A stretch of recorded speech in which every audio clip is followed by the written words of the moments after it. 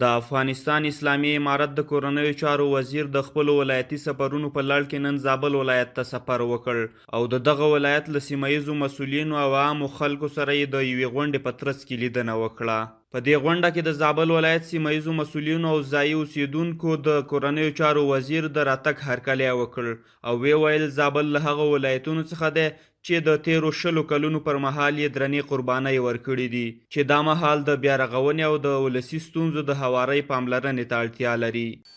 دا چې نننۍ غونډه د خپل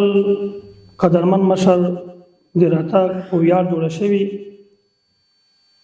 په دومره مصروفیتونو او تکلیفونو کې د موږ تاسې زابل ولایت ته راغلی خدای تعالی دې په هر قدم ډېر اجرونه ورکړي. په سیاسي ډګر کې د په ټول افغانستان کې یوه لویست خاوره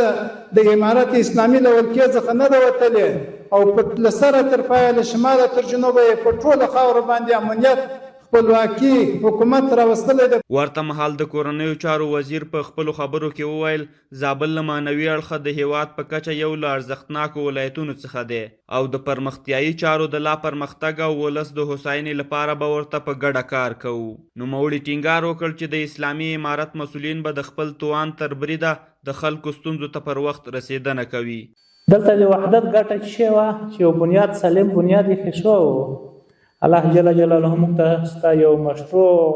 یو خپلواک آزاد اسلامي نظام په لاس راکړو.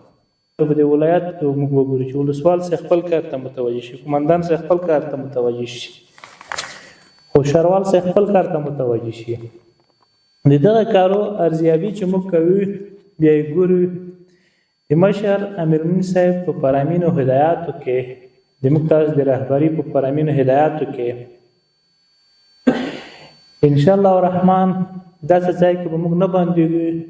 چې موږ دې ته محتاج شو چې په دې کې موږ اوس چا نه هدایت وغواړو. د یادونې وړ ده چې د اسلامي امارت د بیا ځل واکمنېدو راهیسې د ولس او مسؤلینو ترمنځ نږدې اړیکې ټینګې شوي او د خلکو ستونزو ته پر وخت رسېدنه کیږي.